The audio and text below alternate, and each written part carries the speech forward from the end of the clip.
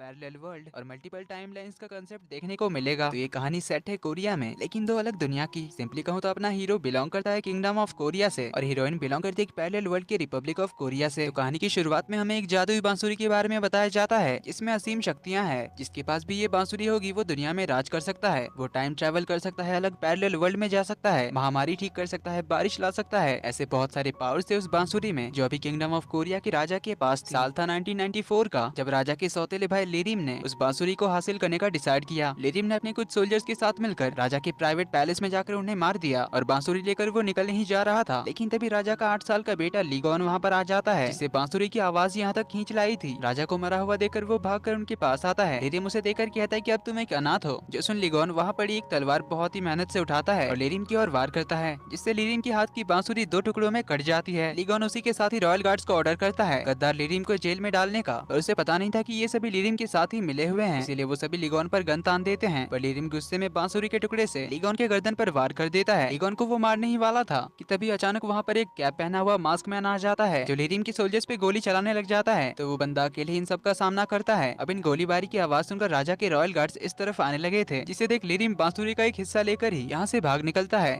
वहीं पर हम देखते हैं बांसुरी का दूसरा हिस्सा लिगोन के पास था। लिगोन जख्मी पड़ा था, तभी वो मास्क मैन उसे चेक करने आता है। लिगोन उसका चेहरा देख तो नहीं पाता, पर उस मास्क मैन के पास से एक आईडी कार्ड लिगोन के हाथ में रह जाता है और वो मास्क मैन यहाँ से चला जाता है। इधर लिरिम भागते हुए एक बैम्बू फॉरेस्ट में चला आता है, जहाँ उसके हाथ में बांसुरी का एक हिस्सा होने की वजह से उसके सामने एक पोर्टल खुल जाता है, जिसके पार जाते ही वो रिपब्लिक ऑफ कोरिया में पहुंच जाता है। न्यूज़पेपर्स और बैनर्स देखकर उसे पता चलता है कि इस देश का नाम रिपब्लिक ऑफ कोरिया है और ये देश नॉर्थ कोरिया और साउथ कोरिया में डिवाइडेड है। वो समझ ही रहा था कि यहाँ क्या चल रहा है, तभी वो अपने सौतेले भाई राजा के हमशक्ल से टकराता है और यहाँ पे भी लिरिम उसका भाई था, जिसे देख हमशक्ल हैरान होता है कि इस दुनिया का लिरिम बचपन से ही अपाहिज था। ये सब देखकर लिरिम समझ जाता है कि ये वही दूसरी दुनिया है इस बार में उसने इस जादुई बांसुरी के बारे में पढ़ते हुए सुना था। तो लिरिम राजा के हमशक्ल से उसके घर ले जाने के लिए कहता है, जहाँ जाकर वो राजा के हमशक्ल को मारता है, फिर अपने अपाहिज हमशक्ल को भी मार देता है। तभी वहाँ पर इस दुनिया का लीगोन आ जाता है जो उसे देख लेता है। तो लिरिम उसे भी मार देता है। ये सब देखकर लिरिम समझ जाता है कि इस पैरेलल वर्ल्ड में किंगडम ऑफ कोरिया के सभी लोगों के हमशक्ल हैं, बस यहाँ उन सब की जिंदगी अलग है। वहीं इधर किंगडम ऑफ कोरिया में राजा का डेथ सेरेमनी शुरू होता है, जहाँ 8 साल की उम्र में ही अगला राजा बनने के बाद लीगोन अपनी पहली ड्यूटीज निभाता है अपने पिताजी के डेथ सेरेमनी का रिचुअल पूरा करके। अब क्योंकि राजा को उनके सौतेले भाई ने ही मारा था, इसीलिए रॉयल कोर्ट ने राजा के सारे चचेरे भाई और फैमिली मेंबर्स को देश निकाला दे दिया।